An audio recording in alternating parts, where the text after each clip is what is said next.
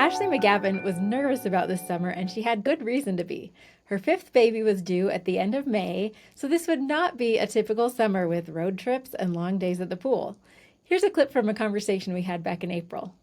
I'm so apprehensive of knowing like what my summer is going to look like because I really have no idea, but I'm so worried that my kids are going to resent the fact that I don't know. I don't know. I feel like that sums up how I felt at the beginning of most summers, actually. Then baby Emmy was born on May 25th, and as expected, turned their lives upside down in all the most delightful ways. Her arrival ushered in a summer full of baby snuggles, blowing bubbles together on the porch, and riding scooters to the good old fishing hole. It was probably the most 80, 90 summer we've ever had. And every summer has its own vibe, I think. And I think that you kind of have to lean into that vibe, whatever it may be. Welcome to the Family Lab podcast, where we investigate all things parenting and home management. I'm Whitney Archibald, and today we're going to be talking about all the experiments we tried in the Archibald home this summer, as well as some of the experiments my friend Ashley McGavin and her family tried in their house this summer. We both have 5 kids, but we're definitely in very different stages. My kids range from 10 to almost 20, and hers range from 4 months to 14 years old. In this episode, we'll both talk about how we connected with our kids, managed the housework, kept everyone fed, and kept our homes running over this past summer. But first, let me tell you how I met Ashley. As you know, experiments are my jam both at home and on my podcast. And last spring, I decided to start an open lab every week where I would just invite people to come and talk about whatever they wanted to talk about, experiments they were trying in their homes, etc. Well, for whatever reason, nobody really took me up on it except for Ashley. She showed up most weeks and we started talking and getting to know each other. You might think this is a failed experiment because only one person showed up, but luckily that one person was Ashley, and she is fantastic. And I made a new friend, and she honestly kept me going when podcasting got hard this spring and I didn't know if I could keep it up. I knew that she was there waiting for the next episode to drop, and it just kind of is part of the reason that this podcast still exists. So thank you, Ashley. So since we were both prepping for the summer together and planning our experiments, I thought it would be really fun to follow up with her and see how those experiments went at the end of the summer. Also, I am still going to hold open labs. Now they're going to be every Tuesday at 10 o'clock Mountain Time, and you can sign up for those on my website. I've left 25 spaces open for each one. I don't think those are in danger of being filled. So if you just want to meet me or want to talk about experiments, want somebody to bounce ideas off of, get new ideas of what to try, just pop in. It's low commitment. If you sign up, it'll give you a link of where to join. It's free. Just come meet me and we'll try to get this off the ground again. If anything else, you can hang out with me and Ashley. I'd love to meet you.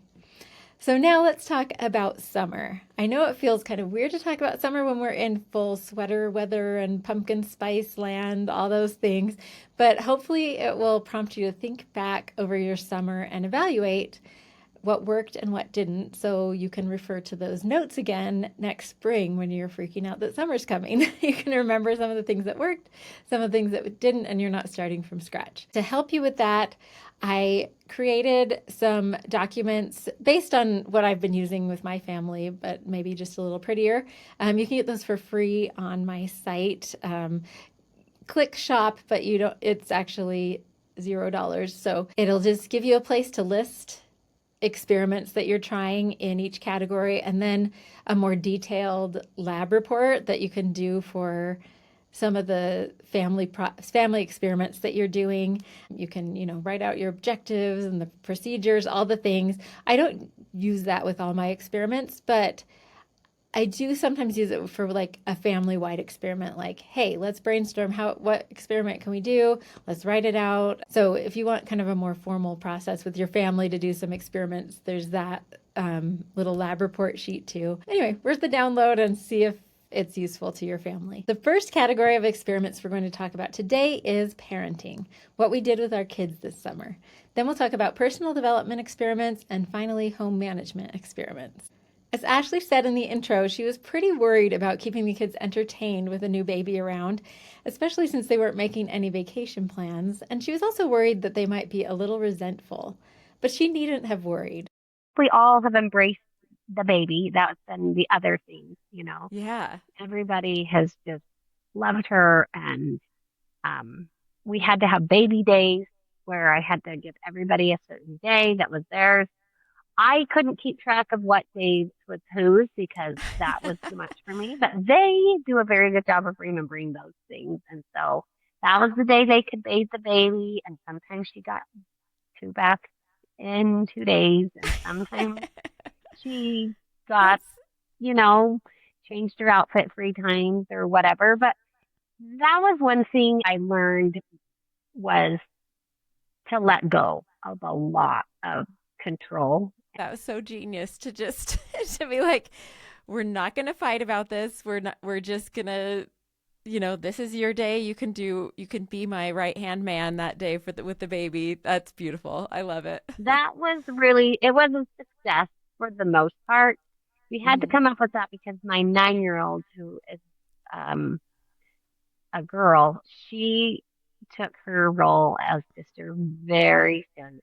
So Oh, she that's was all adorable. hands on deck, which is really sweet and really cute, but also was really difficult for the boys because they really wanted to have an opportunity to help and do and be a part of everything. And sometimes it created a lot of fighting. And Yeah. so then we'd have to say, it's my day. And, so that part was a little bit tricky. We were really blessed with a baby that just goes with the flow and Yeah. was very used to being pulled out of her bed at any time, any moment of anyone's interest of holding her, whether she was in a position to be held or not. I talked to the kids about what they wanted to do at, during the summer. And we actually don't live too far from a pond. And I sent my Awesome. kids fishing, and my one son really got into fishing and really wanted to learn all about it. And so he researched things. We went on a little family reunion where we were going to go fishing, and he researched all the fish that were going to be there and what kind of bait they needed and what all of those things. And the nice thing is that I did the first week take them there and drop them off, but they're old enough now that I felt confident that they could handle themselves. I would never send one of my kids alone, but Right. it was pretty like they're just on the dock, they're just fishing, and they were able to do that several times in the summer, which was super nice. And we don't live too Oh, far from a gas station where um, they could get worms, that's and awesome. they just were, exercise their a little bit of independence. I've been wanting a summer like that for a long time because Yeah, full hoodlum before they summer. I wouldn't. love it. Yeah, that's exactly what I Yeah. I wanted, and they've never done that. They've never, but they got electric scooters for Christmas, and so they can get there quick. They have their one son bought his own fishing backpack, and Awesome. filled it all up, and I'd always make sure they took food and water with them. And it was nice because they were occupied, and they always came back with plenty of stories and things to tell me about where Oh, they'd that been. is so And it was a great. little quieter at our house. However, my biggest win of the whole summer was the most simple, which isn't that the way it goes? The Yes, most simple totally. activity was I put a big bottle of bubble on the front porch. And So awesome. they That's so we simple. would go out. Sometimes, you just have a downtime, or you just somebody's having a hard time or just needing a break, or sometimes you and the mom need a break. And it was so fun because they came with me. I mean, I would go out and they would join me inevitably. Someone would join me. And typically I would have my phone. And so I was able to take some pictures. And I've got some of the sweetest Oh, that's memories and sweetest awesome. pictures of just something so simple, of just having a thing of bubbles on the porch, or and that was I think my biggest win of the summer. Oh my gosh. And so easy to replicate because, it's cheap, anybody can do it, but just having like a place to hang out that's Yeah, not like in the living room with a TV or something, and adding the bubbles is a really nice touch because there's something that they can do. it is. And it's really kind of one of my secret childhood pleasures. And it was really fun because it was a very intimate activity, but it also could be a very inclusive activity. So the neighbors would maybe come over and they were blowing bubbles. I mean, we did hot dog roasts and hikes, and that's the one thing I think I've learned most from my husband is that the simplest things are really the most fun things. I love a good free range summer, and my 10-year-old kind of got the same experience this year. He had a lot more freedom, riding his bikes to friends' house, exploring the ditch behind our house, and even for the first time being able to go to the pool, ride his bike there with his friends all on his own. So he loved the freedom, and I loved just letting him explore and be a kid. It was great. We didn't have a lot of vacations this year either, but we did have one very big one right at the beginning of the summer. So we've decided that we will take each of our kids on a senior trip the year before their senior year, because the year after is just crazy with prepping for school and missions and all those things. So we took our second son on a big trip to Norway with a day-long stopover in Iceland. And let me tell you, it was amazing. My husband and I have decided, since this will be our main travel for the next foreseeable future with our long string of kids, that we make our bucket list of vacations and then we let our seniors pick from that. So we have a little bit more say in the whole thing. So I missed the first senior trip. That was when we were going to go to Switzerland and do this big hiking trip around Mont Blanc. That was supposed to happen the week after my big rock climbing accident, so needless to say, that didn't happen. But my husband and son used those miles that we had to defer, and they went to Mallorca and did this big cycling trip. It was amazing. They had a great time. But this time I got to go, and it was so much fun. And I just can't say enough about this opportunity to just be alone with our senior before he's about to do so many big things and make so many life decisions. Just had time to connect and enjoy each other and make some memories, take some great pictures. It was just fantastic. And we couldn't have chosen a better place to do it. Norway was incredible. And even our stopover in Iceland, even though it was just one day, we did hot springs. We saw the most beautiful waterfalls I've ever seen. Everything was just like mystical and beautiful there. Can't wait to go back there someday. But Norway, oh my goodness, if we spent a lot of time, most of our time in the Lofoten Islands in the Arctic Circle, and you couldn't dream up a more beautiful place than this. Everywhere you looked, there were like 10 waterfalls that you could see, and these magical cabins, fishing cabins by the sea. You're seeing these cliffs, waterfalls, ocean, all at the same time. We hiked to this hidden beach on my birthday at midnight because it never gets dark. Anyway, it was just an amazing trip. We spent a lot of time also in Bergen after that and in fjord country. Just breathtaking place. I cannot even believe that a place as beautiful as Norway exists. So that was just amazing. And we sent the other kids off on a plane to be with my parents and cousins and all the fun things. They had a great time too. Thank you so much to my parents for watching them. It was just an unbelievable experience, and I'm so glad we made that happen.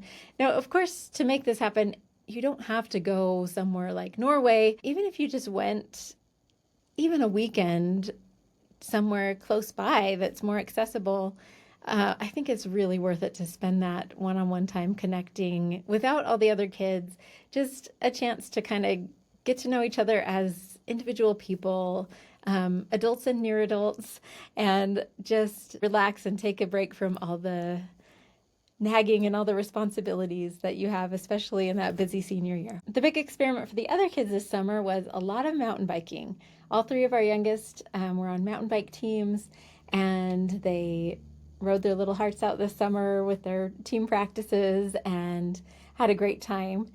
My 10-year-old only had practice a couple of days a week, and he wanted to ride more, but wasn't always successful. Actually, wasn't successful at all when I tried to get my older kids to take him because they weren't super patient with him. And anyway, it just didn't work out great. So what I did was I hired one of my son's friends who was still a little bit too young to get a summer job. So was looking for a way to earn a little extra money.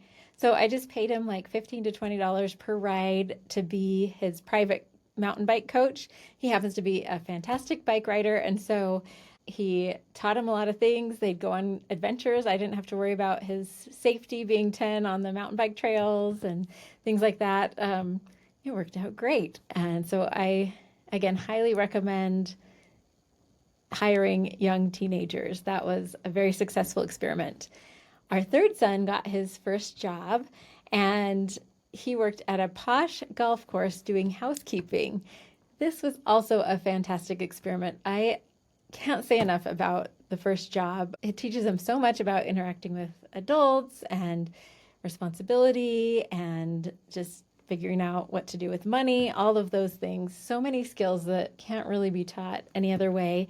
And this was an extra great job because he was also learning housekeeping skills, which very much did translate back into how he keeps his own room cleaner. And he even said, this was music to my ears, he even said, I don't know why I always thought it was such a big deal to do work around the house. It's really so easy. I was like, yes, that is every mother's dream to hear those words. So that was super great experiment. I just love summer jobs.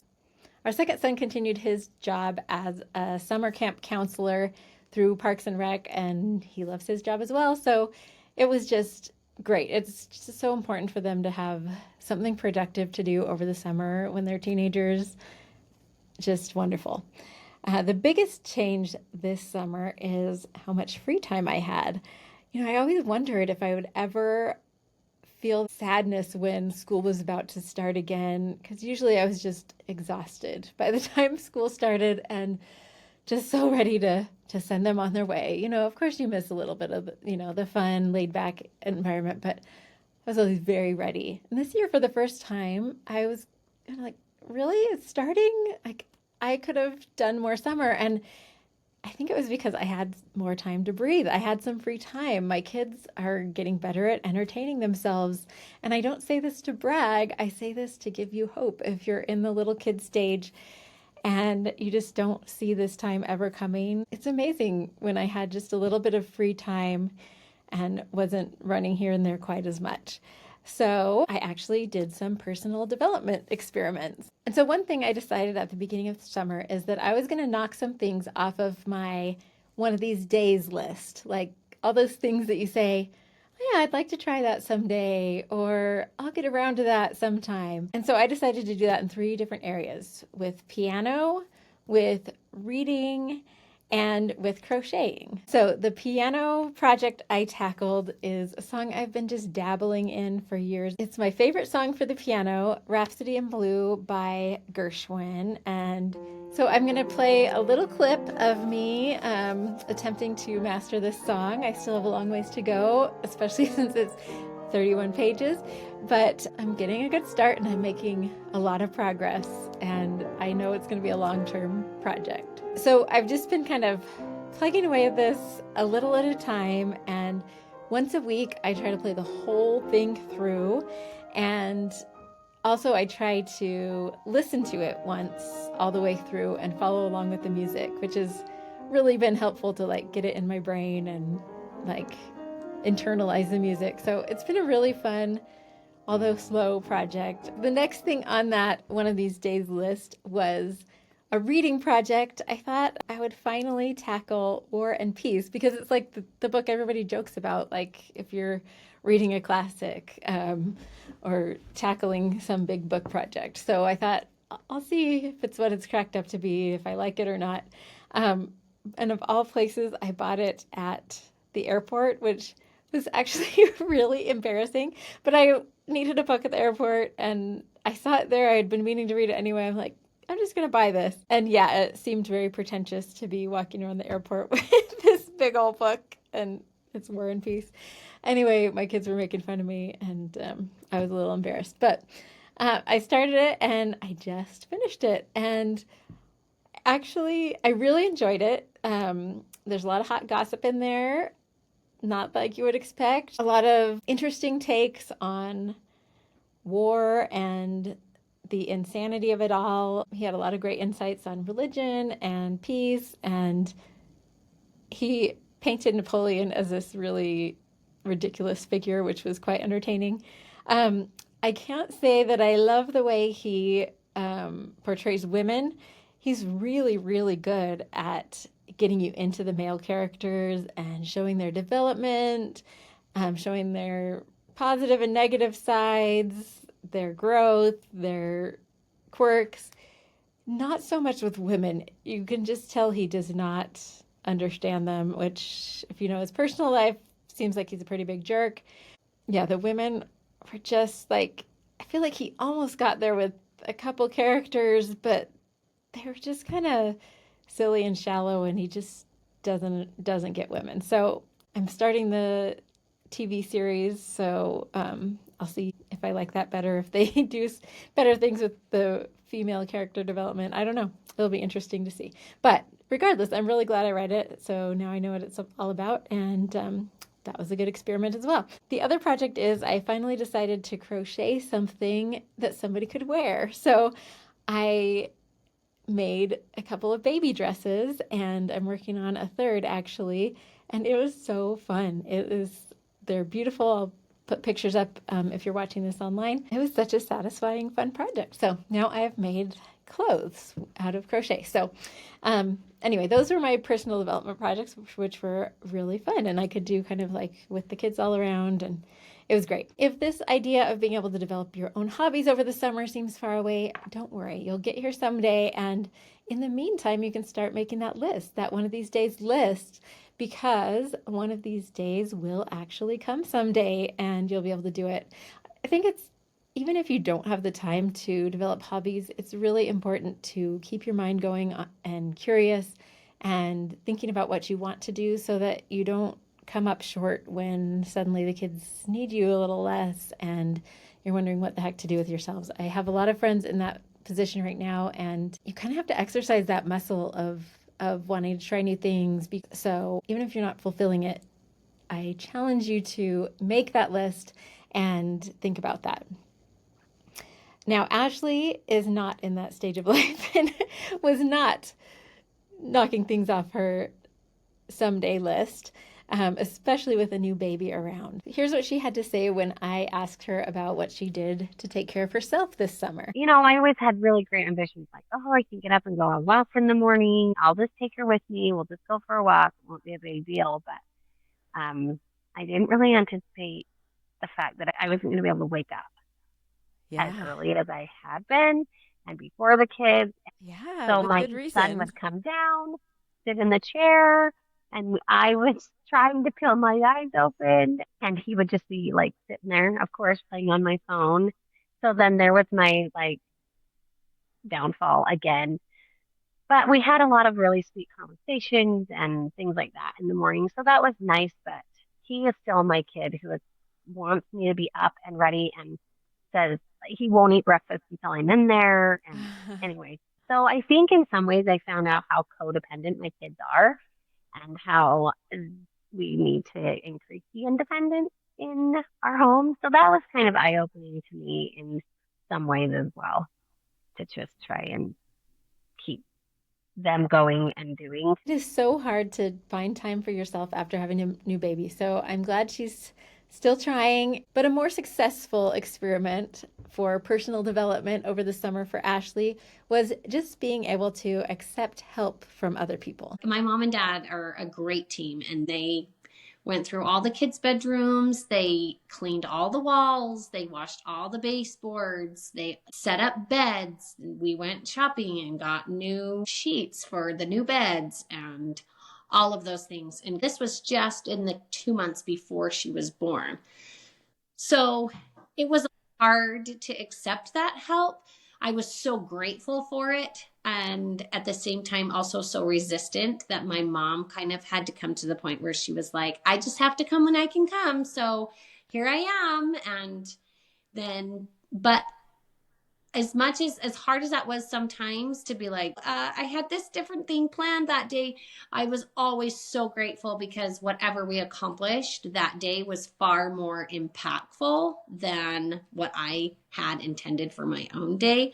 And so I think that's kind of the blessing of having a friend or someone who can come in and kind of just read your situation better than you can. Sometimes your outside looking in helpers are the ones that can make the most impact because we get stuck looking from the inside out in our own lives. And I think too, we can't have to be careful to not underestimate our own impact on others as we look outside looking in and saying, oh, you know what? They just had a baby.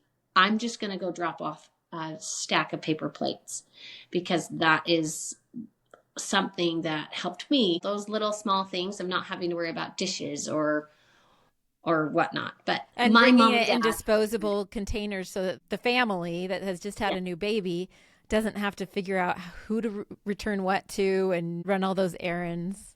right, right. And I know that a lot of people don't have that blessing of, having family support and family help. But I think that it's really important that as you're looking at your situation is, how can I make this awesome? What would it look like if it was awesome? And what steps do I need to take to make it awesome in this moment? And so sometimes when we don't have the help, just stepping back and looking at what can we do in our own situation of, maybe it's to figure out what the outfits are for the week for yourself so that you at least know what you're wearing and you feel ready for the day. So once she was born, I had a lot of people that they brought meals and they came to visit, and my mom came and she was really good to help. And I had my in-laws were able to come and visit, and Jared, my husband, was really a great help. He's a very hands-on dad. I think I underestimate his contributions a lot of times, but he took the kids to Lagoon, to the amusement park. He always had something that they could do. He had a week where he was able to devote to just helping the kids get to and from activities and doing fun things, and also helping me with mostly just keeping things going. Yes, keeping the laundry going, keeping the kitchen clean, putting all of those things. I was very fortunate that he was able to help, and I had sister-in-laws that came and helped, and I mean, we had a lot of support and a lot of great people that loved just coming to say hello and see us, and that was really good. So I think all in all, accepting help is really hard, but I know we are all so grateful when we do. And I think that when we go to offer help, I think it's important for us to think like, what am I able to offer? Am I able to just offer a box of peaches? Am I only able to drop off some paper plates? Or do I have time to go in and wipe someone's counters down while they hold their own baby? That's the other thing, is they think like, oh, if you need someone to come and hold the baby, and they're like, I'm thinking, no, come and wash my dishes and I'll hold the baby, because I don't get to hold the baby because I'm trying to run around taking care of everything else. That it would be really, but then you feel really bad when someone's, doing your dishes while you're sitting there on the couch, so. Yes, but that is part of the experiment, right? Like, yes, realizing that, like, they're not thinking that. They're thinking, oh, I'm so glad I'm giving her a break. They're not thinking, oh, that lazy girl's just sitting on the couch. Right. That was the point. So true. Yeah. No, it's hard. It is hard, but it is a skill that can be developed, and I totally believe that. It really is a talent to accept help, especially if we're used to being the one taking care of other people. It's something I've gotten a lot better at since my accident. There were so many people who stepped in to help, and at first the instinct is like, no, I can figure it out. But if you let people in, it really develops your relationships and strengthens your connections. It really is a great opportunity for other people to serve. And it's kind of a win-win. So I'm really glad that Ashley worked on this summer and was able to let a lot of people in to help. The last category of experiments that we're going to talk about is home management. And by home management, I mostly mean dealing with the mess. I feel like every summer my house feels like a bomb just dropped. Everything is everywhere, especially in the kitchen. And it's just kind of insanity. I had every intention of having structured meal times this summer to cut down on the mess. I thought, well, since I never know when the kids are going to wake up and they're going to work at different times and just scattered here and there, we would not even try to do breakfast, but that I would try to do brunch at around like 11 or something when they were kind of rousing and getting ready for the day. And then I would cook dinner. So I would provide 2 meals a day. They could just kind of fend for themselves the rest of the day. Well, that happened maybe once. I don't even know if once. The brunch thing did not happen. I was still mostly making dinner. I don't know, maybe half the time making dinner, but brunch was not happening. So I quickly abandoned that experiment. But Ashley was actually successful with structured meal times. In the past, we tried the experiment that each one person was in charge of lunch. They got to choose what it was, and Yeah. they had to clean it up. And we didn't try that this summer. We usually would eat at 11:30, which wasn't very far after breakfast, actually, but it kept everybody like continuously full so that they weren't quite, you know, snacking all afternoon. I think it was about we're cleaning up breakfast. We might as well just transition ourselves into what is going to be lunch because, it just continues all day long. That's what we do is feed our children all day long. I So know, and it's yeah, so but we hard in the summer because yeah, it's that constant barrage, and then there's never that like, okay, we're done, let's clean up, have a little like buffer zone before the next meal, right. as when you have like the routine of the school year. I also thought I would be better about offering healthy, non processed foods, but especially as the summer progressed, I borrowed the Fed is Best slogan from the baby days and stocked the freezers with nuggets, pizza, a variety of air fryer foods, things that my kids could make quickly on the go because I just needed them to feed themselves if they're on their way to all their mountain biking or other things. They just needed food in their bellies, something fast. I kind of lowered my standards a bit on the nutrition side, and for better or for worse, that's just what worked this summer. And you know what? Sometimes slacker experiments are also experiments. Ashley's kids ate a lot of popsicles this summer, again in line with her whole 90s theme, so that's pretty fun. My kids would have eaten a lot more popsicles if they could just throw the dang wrappers away. Every year we have the same experiment, the Otter Pop experiment. Actually, we've transitioned to Italian ice because they're so much tastier than Otter Pops, and they don't give you that weird scratchy feeling in the back of your throat. But anyway, every year I like buy a big box of popsicles, and I'm like, okay, we're gonna try this. I'll keep them stocked the whole summer if you can manage the wrappers. And yet again, within the first week, I started seeing wrappers just randomly left on counters or worse, on couches. Like I had to deep clean this whole couch because they left them on there. Anyway, my kids are not ready yet for the Otter Pop summer. So that was another failed experiment. Someday we'll try it again next year and we'll see if that's our year. I don't know.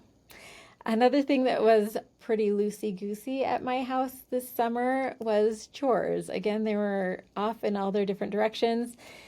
I just kind of basically decided to just make them in charge of their own stuff. So their own bedrooms, their own bathrooms, and, whether they're shared or not, and their own cubbies, just cleaning up their own clutter, all that stuff, cleaning up their own dishes.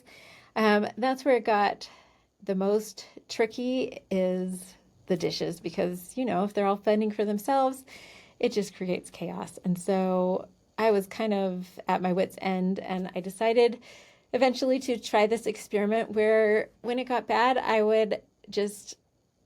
could pretty much tell, and I knew enough of what people had been eating throughout the day that I could tell whose dishes were whose. So I started just stacking them at their place at the table, their designated place where they sit at the dinner table. I would just stack all their trail of destruction in this leaning tower of dishes. And then they could get a visual cue of how much mess they had been making each day.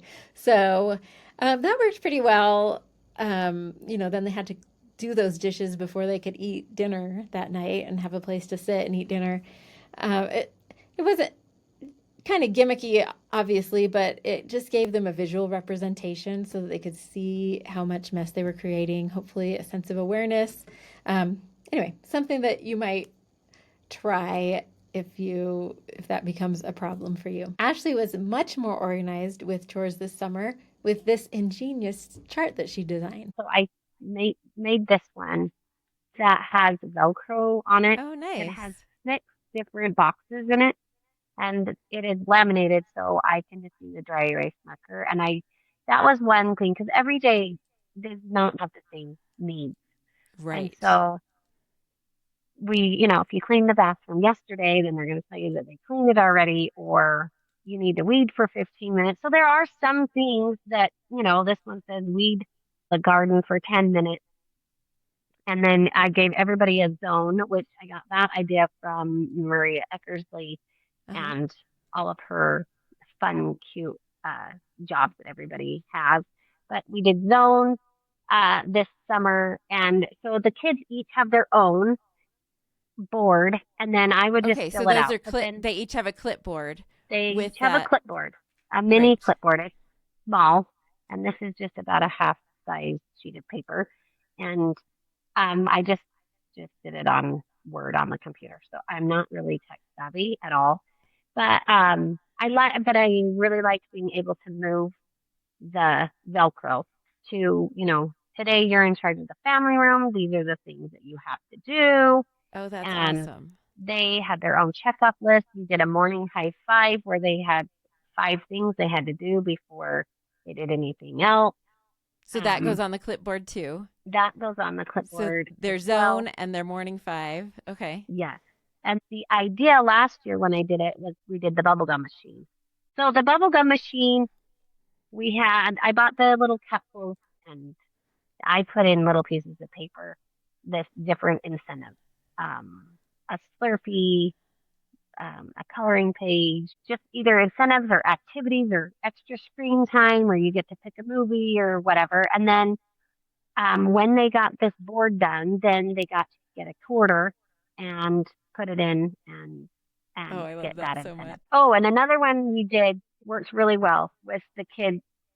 When they were given a job, they had to take a before picture and then they had to take an after picture and come and show it to me. So that was another kind of fun thinking. That is definitely something I want to try. So nice to have the reference point of this is why we clean, because it takes this awful mess and turns it into this beautiful thing. I love that idea of having a visual representation of that. So we'll be trying that in our house. And I hope you guys found something that you can try in your homes too. I really enjoyed comparing notes with Ashley. So if any of you are keeping track of your fall experiments, I would so love to see what you're doing. You can come to one of my open labs, or you can just email me a list of your experiments or DM me, or I don't know, any way you want to communicate with me. My email address is whitney@howshemoms.com. There's lots of ways you can get in touch with me. So happy experimenting, and I hope your fall experiments go well. Thank you for joining us at the Family Lab today, and thanks to my production assistant, Bailey Blake, and my web designer, Kimberly Hansen. And as always, special thanks to my mom, Susan Singley, for playing the theme song to my podcast. She used to play this song all the time when I was growing up, and to me, it's the soundtrack of motherhood.